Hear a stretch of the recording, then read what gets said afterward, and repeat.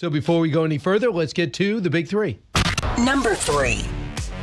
And then we get a budget deal that Chuck Schumer helped design, and he had no plan for his own budget bill. And so the base has said, enough. Like, we want change. That's Dan Torrentine on primetime last night, talking about the Dems just don't get it. More proof they are rudderless. And what's scarier is they don't seem to know it. Number 2. Homeland Security, the FBI, ICE, and lots of folks from the U.S. Attorney's Office. We went to work and they brought down one of the top MS-13 operatives in America. Yeah, that happened yesterday morning. A massive push on multiple fronts to get rid of out of our nation ungrateful migrants, both legal and illegal, whether in college or they're trying to create havoc. We will tell you the latest. Number 1. This is a revolution, and I think it might be the biggest revolution in government since the original revolution. America is going to be in much better shape. Critical programs that people depend upon will work. It's going to be a fantastic future. DOGE speak. Yep, the men behind the movement to make the government more efficient speak up on Fox. And the conversation, riveting. Dems should be embarrassed that they are fighting against this effort because you can't find politics anywhere. With me in studio, Rachel Campos-Duffy, who can't get enough of me. I mean, Monday you start your week 3 hours, and then what just happened now? Fox and Friends? You must really like me. I do. I just follow you. It's amazing. The show ended, and I just followed behind you, made my way up to your studio. Right. So, Rachel, great to see you. The number one story is the DOGE story last night. Oh, that 7 guys and Elon Musk. Yeah, he's always giving interviews. But my takeaway, these are 7 pros, have no political, I have no idea what they care about politically. They care about numbers, systems, and organizations. Yeah, it's really incredible that Donald Trump, and you have to give credit to Donald Trump, really. I mean, this is a guy who's a leader, a businessman, and said, yeah, we're going to bring in the best, the brightest, the smartest minds. We've got rocket scientists on this panel that Brett Baer had. And, all of these guys saying, we're just going to help make this system work better. They talked about making the goal being using government equivalent to going into the Apple store, streamlining everything, getting rid of the fraud, the waste, the abuse. You heard Elon Musk there, Brian, saying this is a revolution. It's like 1776. And I just think about like when my husband, Sean was thinking about, do I want to leave, my cushy job like you have, Brian, here at Fox? That's one way to describe it. Do I want to leave my job? He was on the bottom line. Yeah, he was on the bottom line. And do I want to leave? But the opportunity to do something revolutionary, which is, this cabinet, the DOGE, all of this stuff is so remarkable. Government has never functioned like this. They're using systems that were in place in 1950. They're pushing paperwork through carts in mines. They're at the FAA. You heard Sean tell you, they're using floppy disks. So this is an opportunity to really bring government into the modern age and actually get rid of the fraud, waste, and abuse for real. Not just write about it and publish a book about it like all these senators do. So Aram Mogadashi is a DOGE engineer. He's got a rich background, extremely wealthy. And he is focusing on Social Security. Yeah. And listen to what he found. Cut 12. The 2 improvements that we're trying to make to Social Security are helping people that legitimately get benefits, protecting them from fraud that they experience every day on a routine basis, and also make the experience better. And I'll give you one example is at Social Security, one of the first things we learned is that they get phone calls every day of people trying to change direct deposit information. So when you want to change your bank account, you can call Social Security. We learned 40% of the phone calls that they get are from fraudsters. 40%? That's right. Almost half. So they're trying to get you to direct deposit into their account, not Mr. and Mrs. Johnson's account, who's 76 years old, and wondering why the check isn't showing up. Then they got to call Social Security and try to get it back. Yeah. And there's also people who are 130 years old who are getting checks, supposedly. Think about all the trillions of dollars that went out, like the billions of dollars that went out during COVID. There was so much fraud going on there. So, yes, these systems are so antiquated that they are an opening for anyone who wants to rip the government off there. And like you said, some of the fraudsters are here in the States, but some of them are foreign countries. Yeah, here's more from what else he found in terms of how old the system is. And the other problem is the computers don't talk to each other. Yeah. So a small business loan, It's about to go through. If they were talking to Social Security, they'd realize the loan's about to go to a 9-month-old. Total fraud. But they don't have the ability because they're 60 years old. Cut 13. I'll say the first thing that got me really excited about DOGE was learning basically the state of government computers. By some estimates, government IT costs about $100 billion, and it's funding systems that are over 50 years old, in the case of something like Social Security or the IRS. So really critical systems are old, they cost a lot of money to maintain, and they can be, the efforts to improve them are often very delayed. So I thought I'm a software engineer that maybe can make a difference here, and that's really what inspired me at a high level. So does he sound like a political operative out to destroy people in the name of Donald Trump?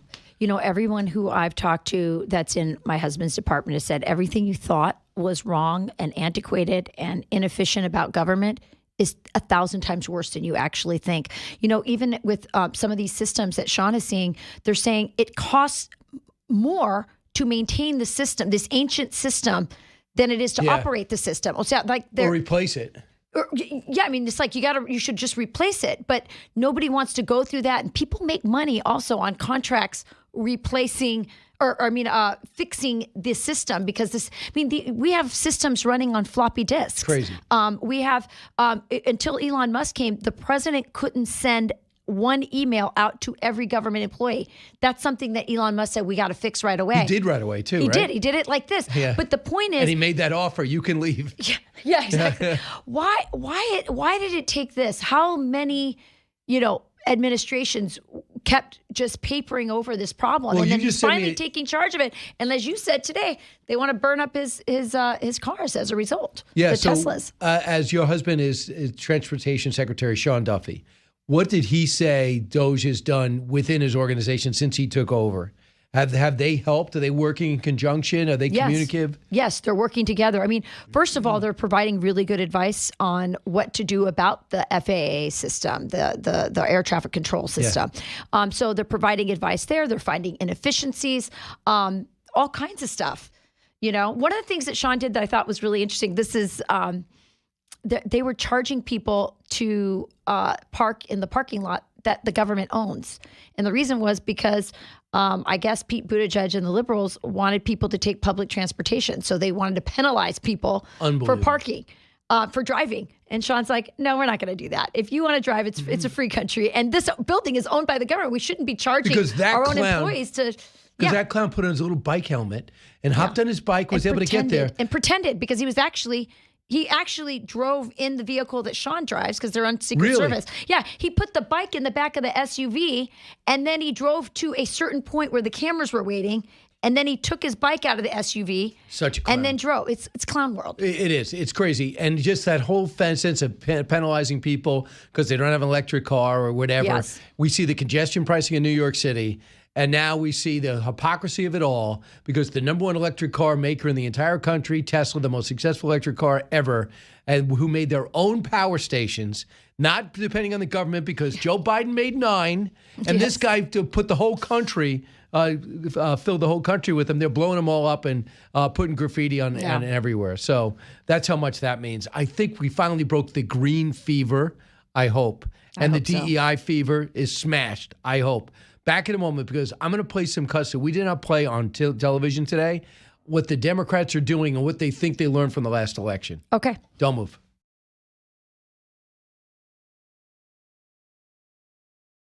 Between the fertilization and all of the other things that we're talking about, it's going to be great.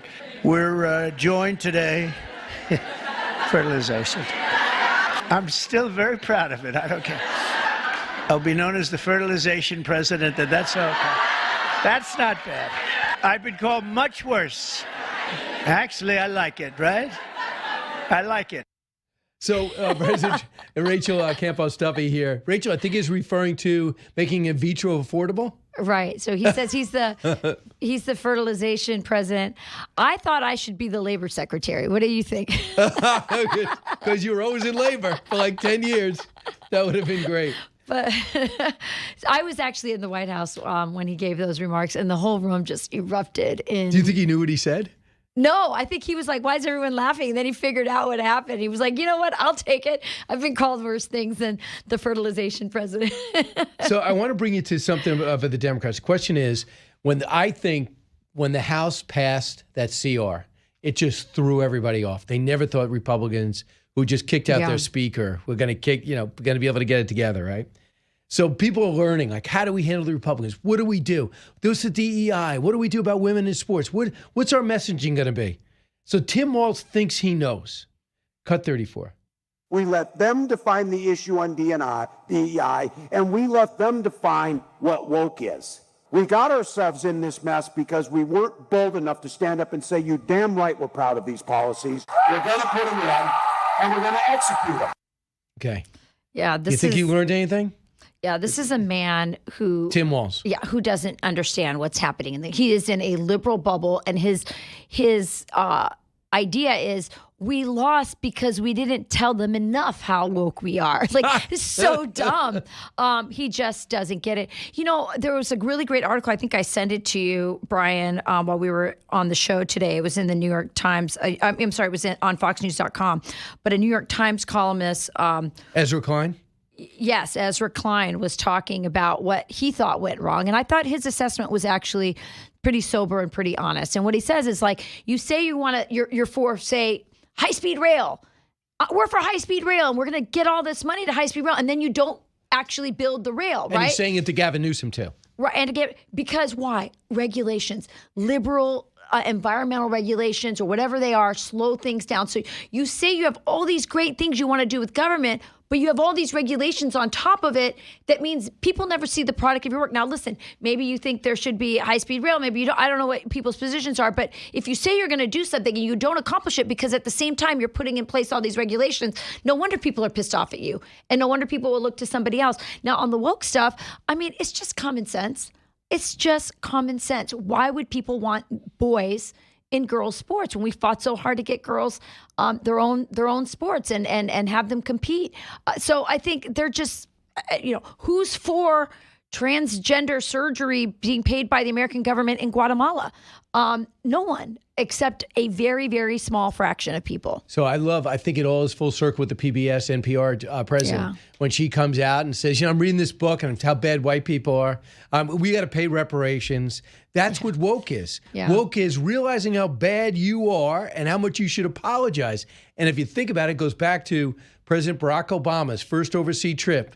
Let me just tell everybody, and by the way, let's make sure the terrorist organization from the Muslim Brotherhood is in attendance, that we apologize for 170 years of imperialism. Really? We're apologizing for what?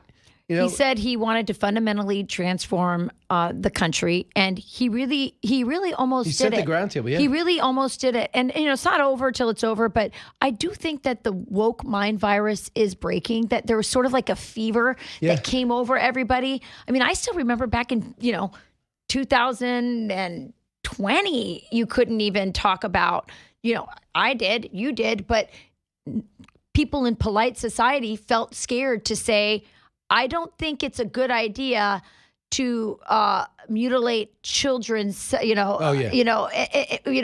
the age of 18. That was sort of controversial. It's no longer controversial. And now you're looking at Gavin Newsom saying, what are you doing?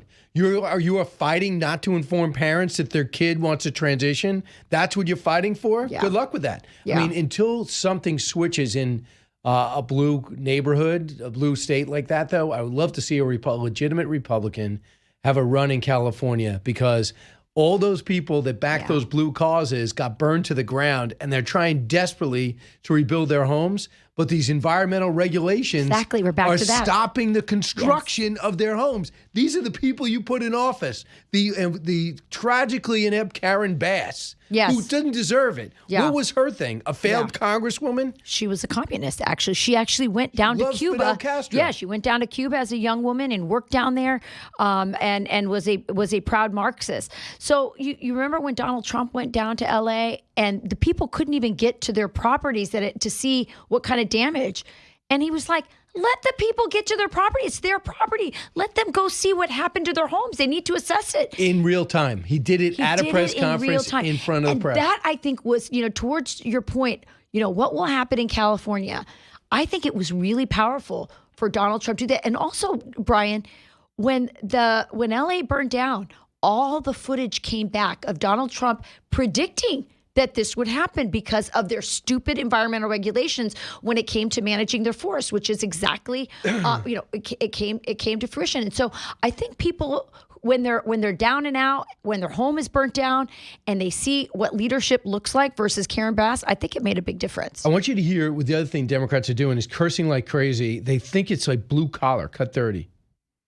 And to see this administration claiming that it cares about competence and merit, and then be responsible for an epic like this. What I repeat is that on the day that the person that should have been president had to deliver her concession speech, I didn't know it was going to be this bad. When they go low, we go high, he can go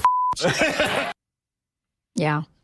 I mean, what is this? I mean, if an 8th grader was saying this, I'd go, you better grow up and watch it. If I find your teachers telling you this, you're going to be in a lot of trouble. Instead, these guys, that's what they think the voters want. I think it reveals a lot of frustration. Look, they had a really good game going. They could use our tax dollars. I mean, listen, people like you and I, half of our salary is gone to Uncle Sam, next month. And so they were able to take our money and funnel it into NGOs that would, one, spread their ideology, and B, keep their activists paid with our money. This was a great deal for them. It was total money laundering. And we saw it. We got our first peek of it. Because I remember I would go down to the border, Brian, and I would talk to, the sheriffs, and they would say, hey, look at the NGOs. Look at the NGOs. And now we know what the NGOs were doing. 6 to 10, Saturday and Sunday, Fox and Friends, and Noticias. And Noticias every day at 4 p.m. Go to fox.com or noticias.com. Noticias.com.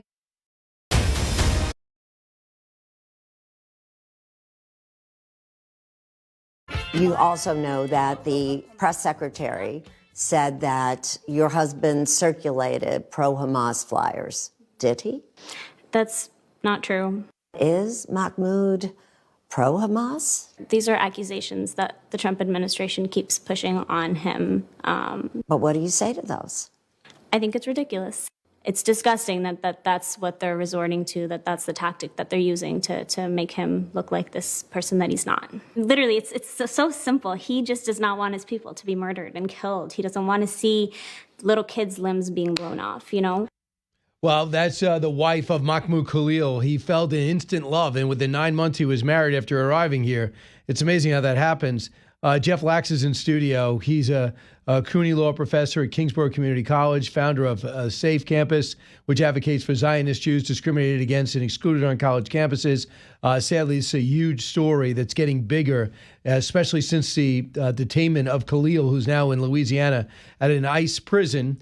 And then he'll be maybe in court today, but at some point he's going to try to say that I'm just exercising free speech as a green card holder. I didn't do anything wrong. Jeff, is he right? Is he just being discriminated against because he's pro-Palestinian? No, that commentary from his wife is expected. What's she going to say? This guy loves Hamas. This guy works for Hamas. But she didn't come out and say he hates Hamas. She says it's ridiculous, which could mean anything. It means she could be saying, put her under oath. Yeah, what she said, you're right. She was very careful what she said. But look at his background. He worked for UNRWA. He worked for the Syrian government. He lied on his visa. His background is not exactly stellar. Why did he get in? Think about how many valedictorians around the country can't get into Columbia. That's a great point. And they're being harmed. Look for what? For people like him. There's a documentary coming out now put by Macklemore, the rapper, about, they call it encampments, the story of the encampments on Columbia. He narrates it. Khalil narrates it. That's not going to help his cause, is it? As he tries to tell everybody he's just a student trying to voice his concern. No, I would like to know really how he got a document with Hamas's logo stamped on the document. What do you mean?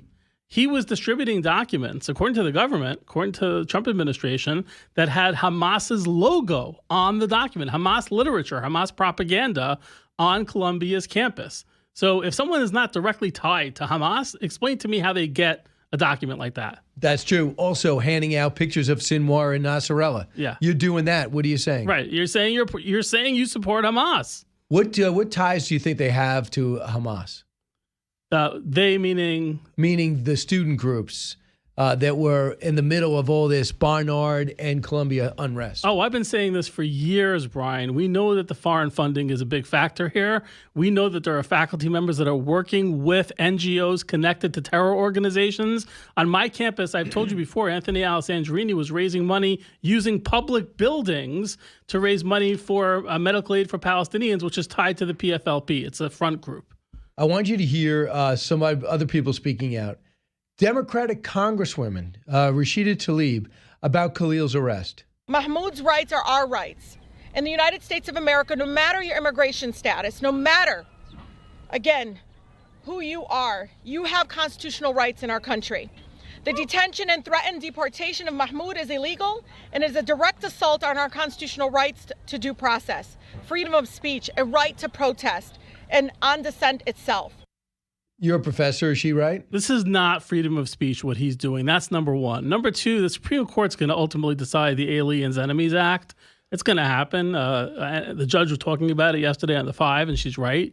And I think that's going to be interesting. I don't understand this take that Democrats are putting out there, which is that this law is very old. That is the most ridiculous thing I've ever heard in my entire life. If a law is good law, there are a lot of really old laws. Contract laws go back hundreds of years, even before America existed, and they're still good law. If a law is good, a law is good. By the way, if it would have been a bad law, Brian, it would have been overturned a long time ago. So we're seeing not just Khalil, we're seeing other people being picked up and tossed out. A woman who's a Tufts College University PhD student was picked up on camera and is in Louisiana now, deportation facility, a nice facility. Harvard can confirm that Kasia Petrova, who was a research associate appointment at Harvard, they don't like her actions. They think they're anti-American. She's been picked up. And then we hear Marco Rubio come out, and he says that it's not just these high-profile ones. Got 27. It might be more than 300 at this point. We do it every day. Every time I find one of these lunatics, I take away their visa. You're saying it could be more than 300 sure, visas? I hope. At some point, I hope we run out because we've gotten rid of all of them. But we're looking every day for these lunatics that are tearing things up. 300. Do you believe that? He sounds like me. I use lunatic about 10 times a day now when I'm talking about these people. No, I can't believe it. I mean, I can believe it after what I saw for the past 4 years. But I'm worried that 4 years is not enough time to course correct. So Saturday, I think it was you that wrote a column that Columbia said, hey, I'm going to hit all 9 demands from the Trump administration, so we'd like our $400 million back. Then there was a conference call with Columbia saying, 75-minute conference call, at which time I guess somebody was able to listen. And when professors expressed concern that one of the Trump demands was taking the curriculum away from the Middle East, Near East, and Southeast professors away from the department and put it towards a provost or the president, they said, don't worry, that's not going to happen. You'll still be in control. That shows the duplicity behind the scenes, doesn't it? Yeah, well, if faculty heard that, there would be riots on campuses because there's an idea of academic freedom that faculty are in control of curriculum, not the administration. But I can tell you that at CUNY, that is not what's happening at Hunter College, where they have the most anti-Semitic curriculum, which we've been talking about.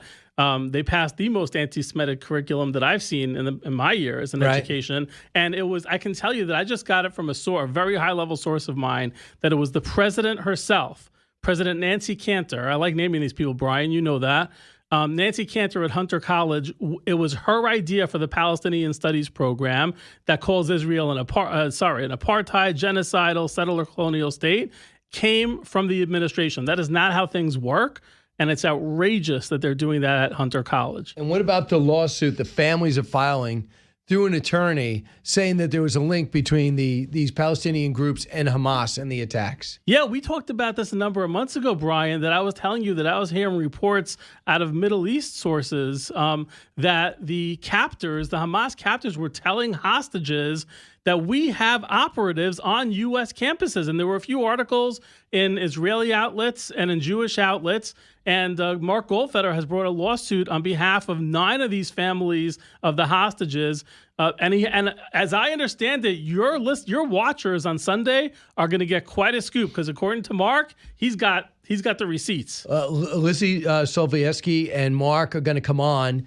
She just got back from Israel where they had an anti-Semitic meeting, sat next to Prime Minister Netanyahu. She has been in the face of the pro-Palestinian protesters. She weighs about 110 pounds and is absolutely fearless and ferocious. And she thinks that finally it's not a matter of debate. Someone's financing this, and they're come over here at these elite institutions. They get in, they pay full freight, and they create unrest and make people, not just Jewish kids, just make people who just looking to get education concerned that they're here for a different reason. I have no idea. We have to revisit the foreign aid from other countries. We have to revisit how many foreign students get into these elite institutions at the expense of Americans.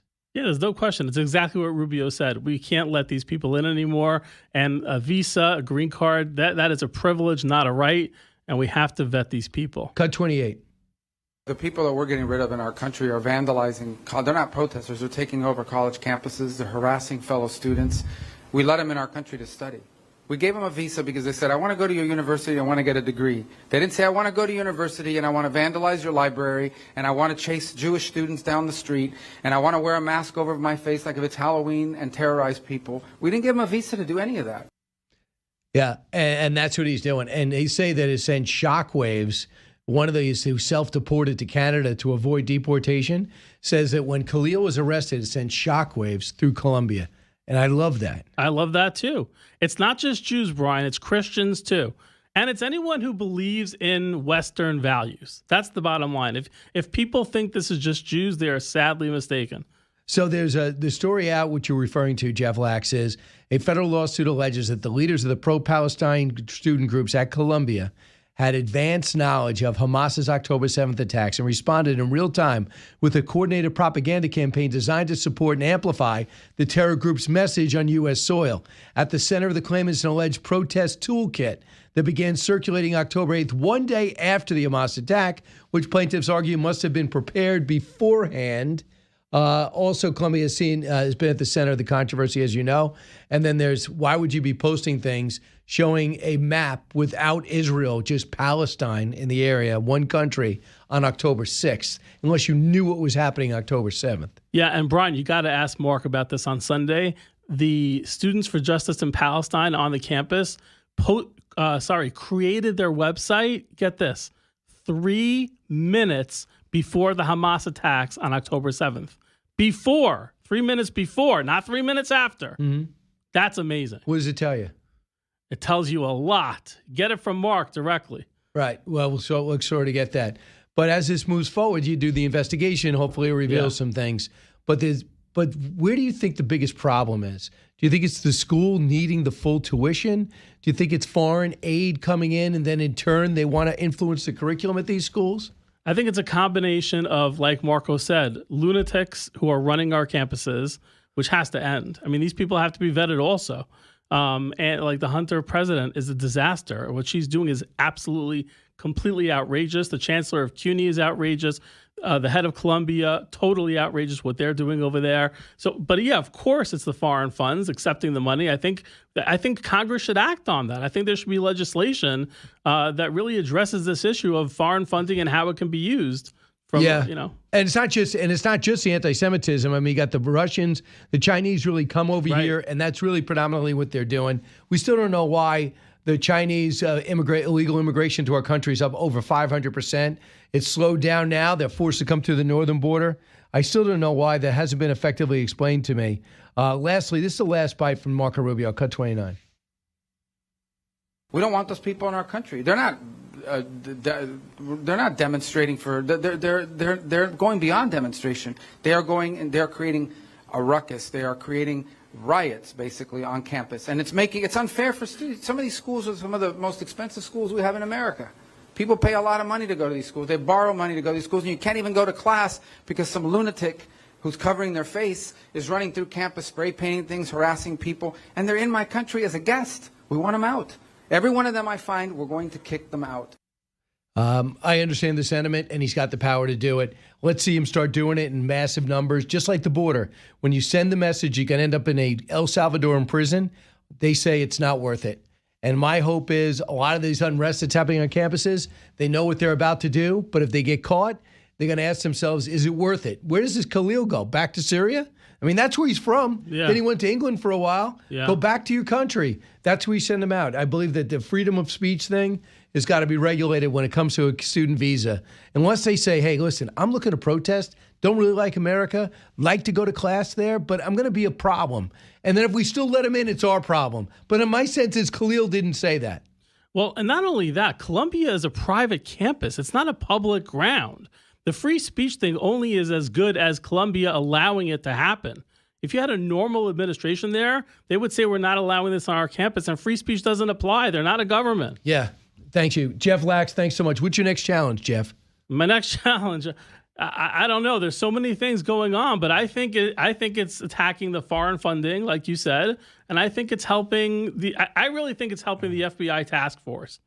If you have a connection to me for Leo Terrell, I can't get in touch with him, but I would like to work with him because I know stuff that nobody else knows. Absolutely. I will provide that contact. Leo Terrell's in charge for the Justice Department of anti-Semitism. That's amazing. Jeff Lax, thanks so much. Stay safe. Thank you, Brian.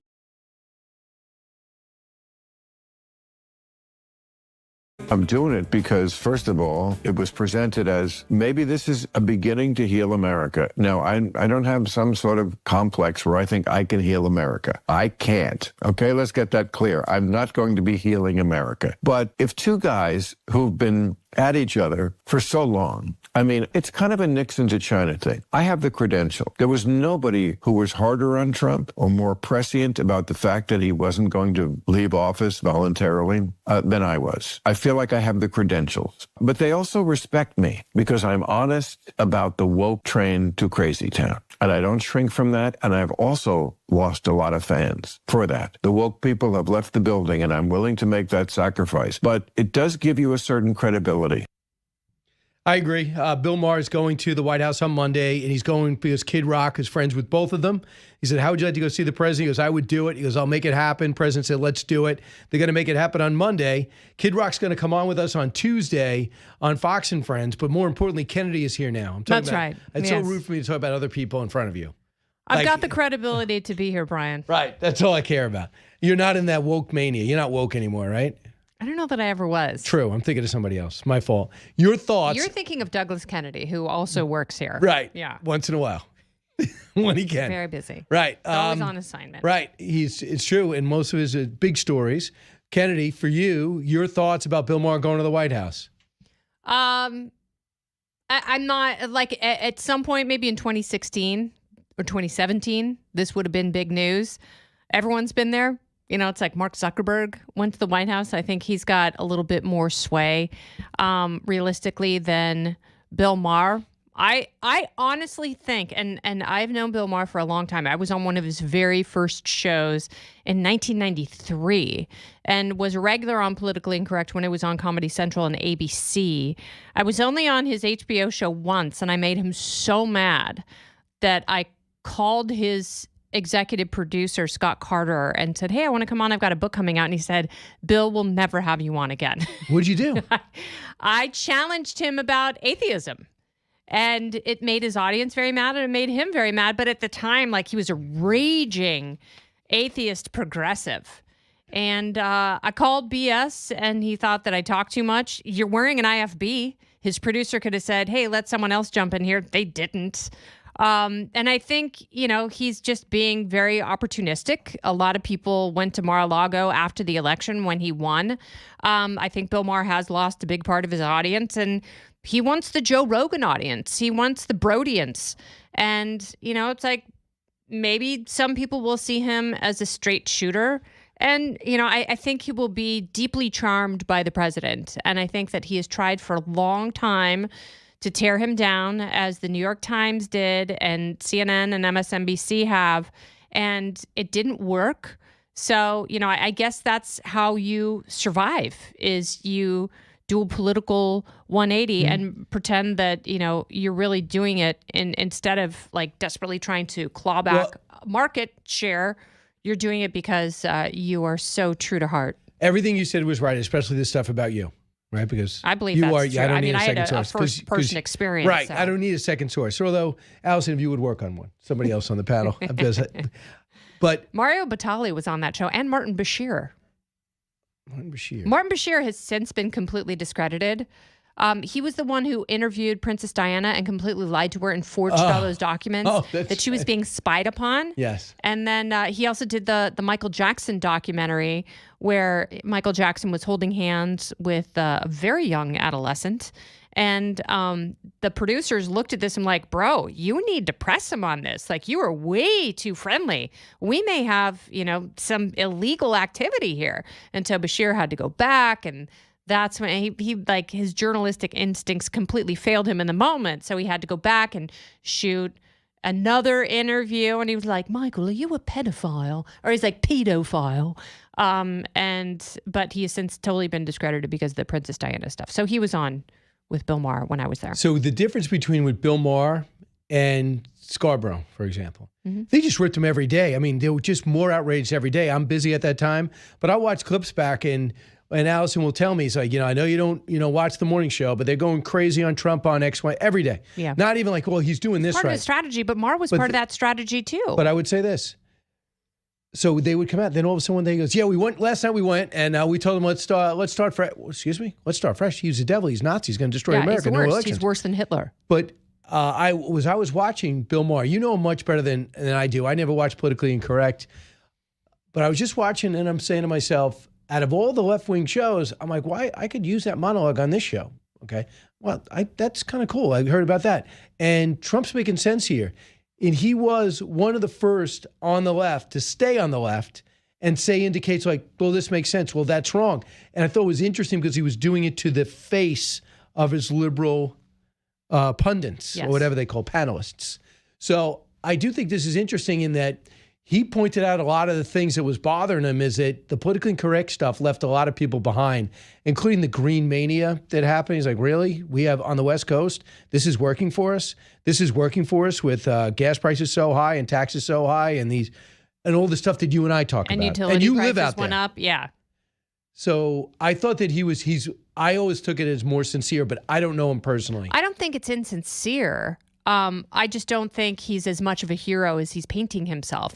And, I think he'll really grade Trump. Really wanted to be liked by the left for a long time. And he didn't start out that way. He definitely started out more libertarian and then drifted left when progressivism made purchase and became more popular. And, he wanted to be adored. He has a massive ego. I mean, I guess you know what that's like. Brian, you're talking about you're a media titan and you broadcast 6 hours a day. I mean, you're impossible to be around, but talking about me? That really hurts. I mean, now we have something for the promo. Fantastic. You're a wonderful mentor. Now I know and one of the easiest going people in the building. How about this, Kennedy? Now I'm going to ban you from my show, too. That's 2 shows. You can call Allison all you want. Sorry, never again. She talks way too much. Talks way too much. She's got way too many opinions. Oh, and by the way, don't believe in God. How about that? Now take me on.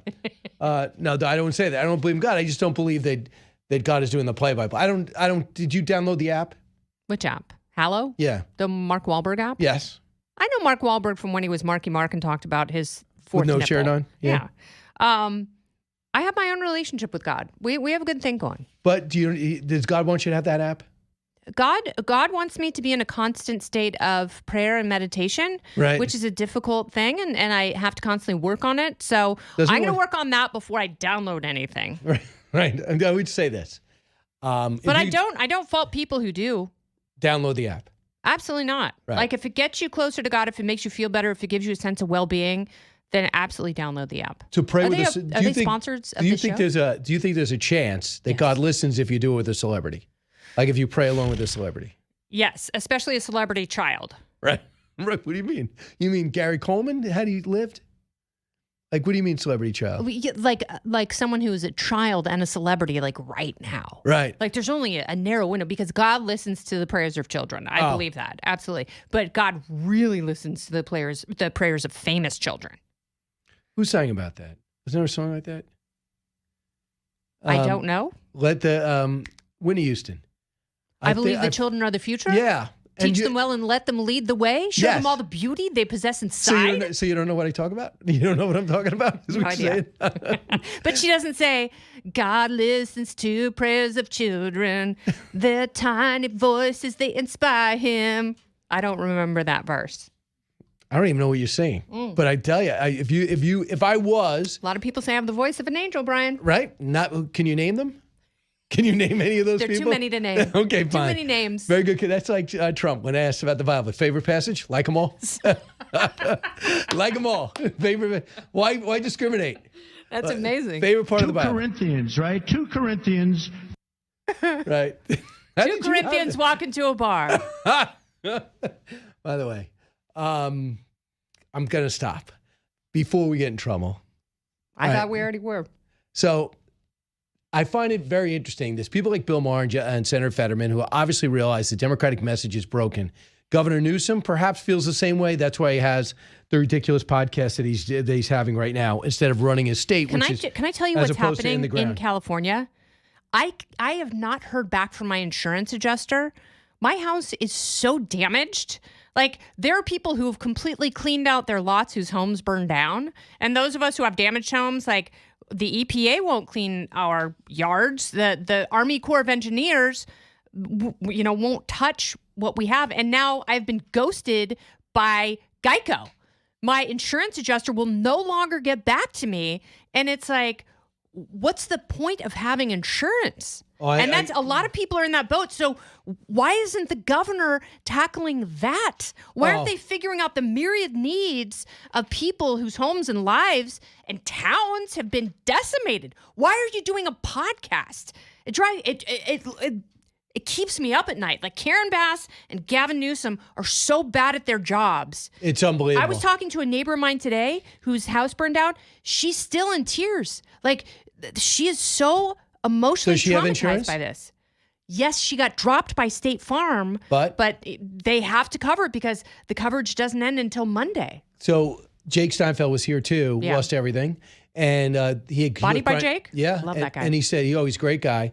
He came out and he said, you know what? He said, I have great insurance. The good thing is I have great insurance. And then the story totally changed. He says, people without insurance are actually getting better treatment as opposed to the people with insurance. Yeah. Because they're I getting think the insurance companies, they just realize, like, we're just going to stop calling people back. Right.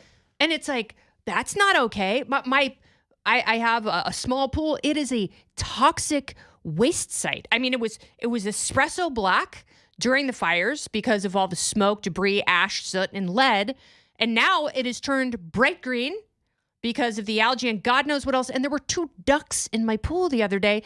And I sent the picture to my daughter. She's like, get them out of the pool. They're going to die. And I'm like, they're ducks. They fly. I can't. Right. And they didn't put their head in, did they? I held their heads underwater to teach them a lesson. Which is so wrong.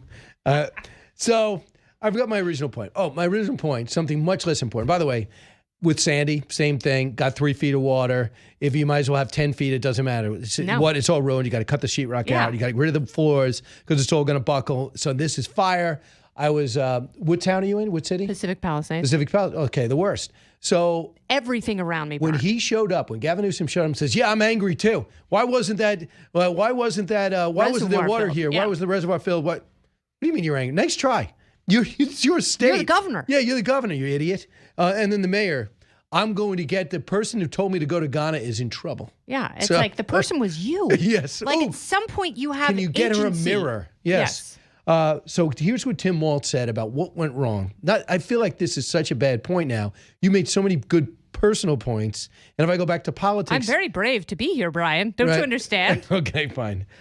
Should I do this anyway? Yeah, do it. Go ahead. All right. So I'm just for the record, your personal struggle, much bigger story than politics. Just want to make that. Well, I mean, my struggle is insignificant compared to the struggle of people I know who have lost everything, who have no help. But what I'm trying to say is I'm about to do politics now. It makes me look insensitive. Let's do it. Let's make a right turn. So here we go. So do Democrats learn their lesson? Cut 34. We let them define the issue on DEI, and we let them define what woke is. We got ourselves in this mess because we weren't bold enough to stand up and say, you damn right we're proud of these policies. We're going to put them in. And we're going to execute them. Okay. Have you ever seen a guy with worse instincts than Governor Tim Waltz? He says DEI works. We're just not good at defining it. Joe Biden was pretty bad. Right. Joe Biden was void of many political instincts. Tim Walz is horrible. He should not be a part of the national conversation. Every time he opens his mouth, it's a new punchline and a new meme. But he doesn't know it. But he is, and I think the only reason, it's like giving Dan Quayle a spelling bee. Right. It's like the only reason people put him on stage is so he can say something stupid and they can laugh about it. It was like they used to have Hillary speak everywhere just to ask her about the 2016 election loss because she'd have a meltdown, and it was so much fun to watch. Right. She has an editorial out today, Hillary Clinton, how much dumber will this get, and puts down the current administration. Benghazi, Hillary. Right. Benghazi. How did she do with Russia relations? How did that go? The reset button? Yeah, that went well. Ask Sergei Lavrov. Right. Who's now laughing in hell. You could roll with anything. But it's a bit of a challenge because I feel like it's impossible to go to break with you because I feel like I left something on the table, but I have to do it anyway. Are we still on the air? Stand back. Back in a moment.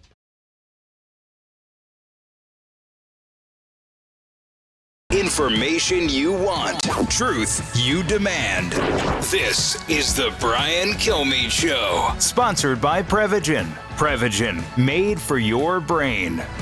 Well, now you got to say something smart because Prevagen is actually... That's Electric Love by Borns. That's true. Is it really? Yeah. Because you used to be a DJ. That's correct. That's your true love. If you could give all this talk, this spoken word thing down, would you go back to music? No, I love the balance of music and politics. Yeah. It's like chocolate and peanut butter. Like, would you do a show where you do one interview and then one band? That'd be amazing. Right? Yeah. Like The Who. Like, there's no new bands. There are a lot of new bands. Really? You'd be surprised, sure. There aren't as many rock bands. There aren't as many like 4-piece rock bands because so many people make their own music because music editing and beat creation are so incredibly cheap and accessible now. So a lot of people just do that. Warren Zeiders has become this huge country music star. He had no career until the pandemic, and he published his own music. He put it online, and he became famous. His sister said, you got to put this online. And within 3 years, he had more followers. Now he's this big star. Is that crazy? Well, it's the like people Oliver like the Beatles Anthony. that played over, Yeah. Oliver Anthony? Oh, yeah, what happened to him? He badmouthed Fox, and then his career just died. Did he badmouth Fox? Yes, he did. Wow. Yeah. Okay, thank you. Because we used him. I remember. Bye. We tried to help him. Yeah. I didn't know. Yeah, he would have been a legend for a decade. So you could tell me who's on Jimmy's show. I can. Saturday night. Mm-hmm. When are you going to tell me? Steve Hilton's going to be on. That's all that counts. I love Steve Hilton. And you're on. Yeah. All right. And Jimmy. That's right. All right. I don't know who else. Most reluctant promo ever. So 10 o'clock Sunday. It's going to be amazing. Right. Thank you. Well, that helps. And I'm going to do a thing on NIL. It's change college sports forever in the middle of March Madness. Oh, fantastic. A leading lawyer who was there at the very beginning, part of going to see a 17-year-old saying, here's $1 million to go to XYZ University. He's going to make that sense. And then we got Kayleigh McEnany. We tackle anti-Semitism at Columbia with a lawyer representing 9 families that proves that these protesters have direct links to Hamas. Oh, they do. It's going to be huge. I mean, I was talking to a international private security contractor, and they follow all of the signal conversations that the Hamas people have with the pro-Palestine college protest groups, and they are disseminating Hamas talking points. That's all I will tell you. I only read articles that Jeff Goldberg follows from Signal, so that's the only thing I can. By the way, that's not going to be a big story. What a just patriot. Let it go. Yeah, let's go. Kennedy, it was good to see you. I wish you felt the same way. It was amazing to have me. Yeah. Yes, there's the ego. I thought I had an ego, but we end with your ego.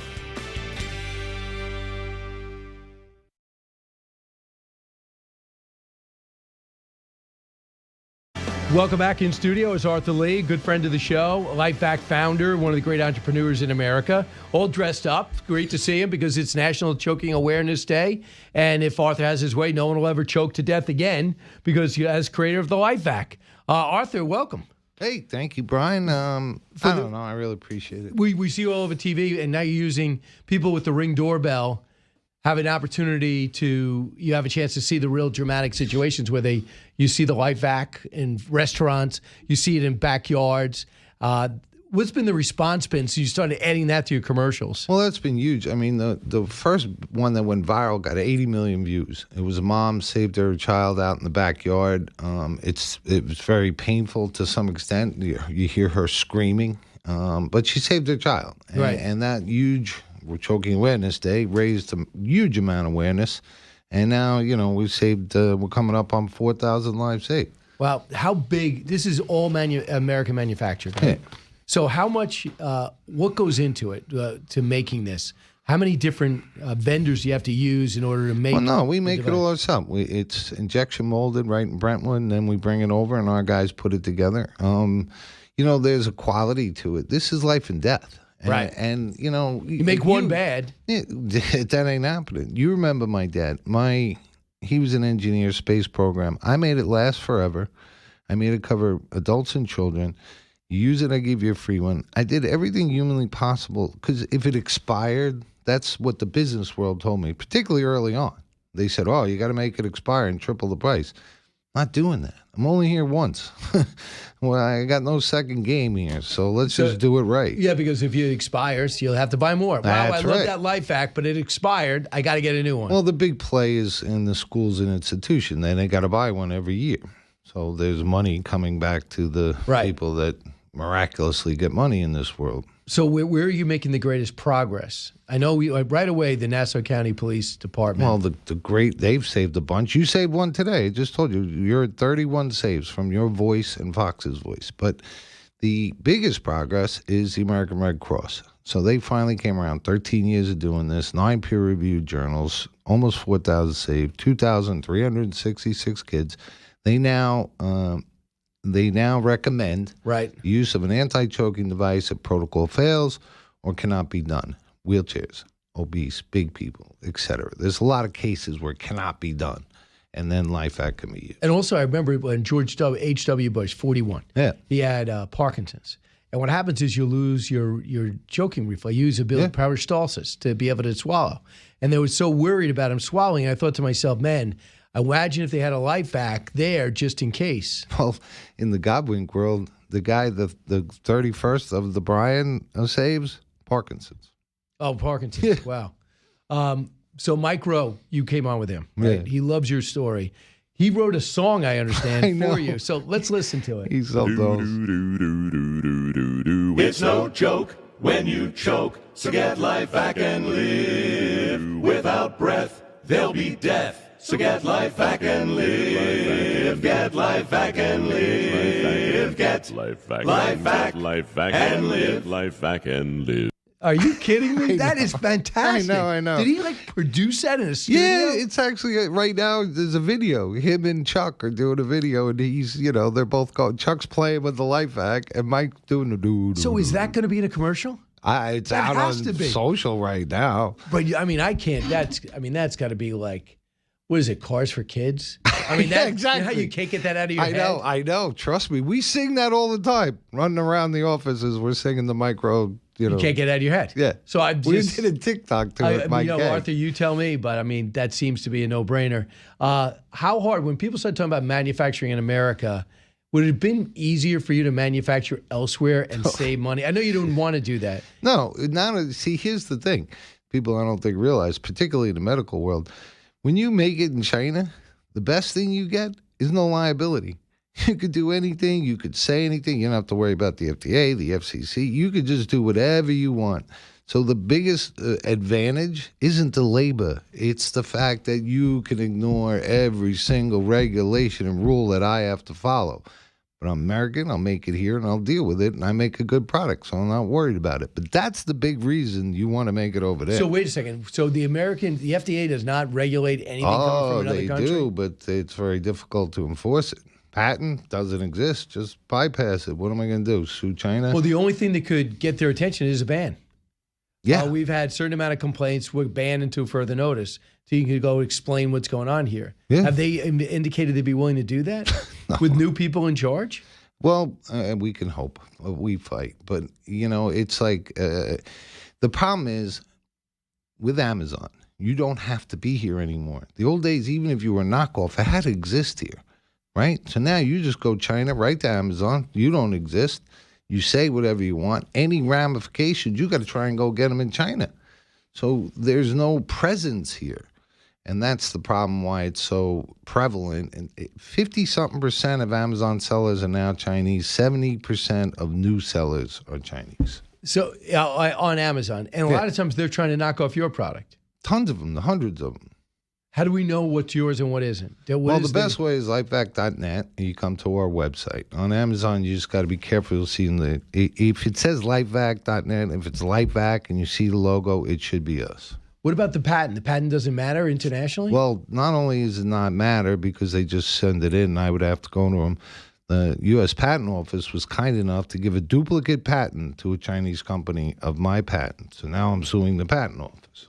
How would a tariff affect Amazon? Would it affect Amazon? Yeah, it could. I think, Mr. Wonderful Guy, he talks about it, and he's got some points on, but I think it's got to be, you pick the products that we could make. We should never make a medical product outside the United States. End of story, doesn't matter. And if you sell on Amazon, you should have to have a presence here, a responsible presence. I don't care if it's a P.O. box, but if you want to litigate or you need responsibility, because if you're in China, the FCC, we can't do anything. We can't get them. FDA, well, they're in China. It's hard to enforce. Then I get enforced. And it's got to be, it's not just Arthur Lee with LifeVac that has these problems. I'm sure every American's got these issues. It is, and I think maybe there's a bigger God-wink picture that I'm getting hit with because it's medical. This is not, a Gucci bag, which is horrible too. But this is life and death. These products fall apart, Brian. Yeah. They break, they fall apart. There's the valves in the handle is going to kill someone. Crazy. Arthur Lee's here. It's National Choking Awareness Day. So Elizabeth Hasselbeck had a book out. After our segment's done, she sees LifeVac in the studio, which I tell everybody it's in the studio. And she says, they're the best. I have 7 of them wherever I go. And I said, why? She said, because I almost choked to death as a kid. Yeah. And Elizabeth Hasselbeck from The View and Fox News and everything. So she is your biggest fan. And I think it's about time. Ben Carson is now signed on? Yeah, he's what does that mean to you? The world. I mean, what a man. He's such a soulful, gentle genius, and what a good heart, but brings a ton of credibility, right? I mean, we have 9 peer reviews, documented 3,700 plus lives, but this is another step of credibility. This is the way to end the school deaths, the veteran deaths. I mean, Ricky and CJ were just down in Florida meeting with the veterans. CJ Douglas and Rick Thatcher. Yeah, we have to, they don't have a chance. LifeVac.net. BAC, lifevac.net. Thanks, Arthur. Congratulations. You're the best. Thanks, Brian.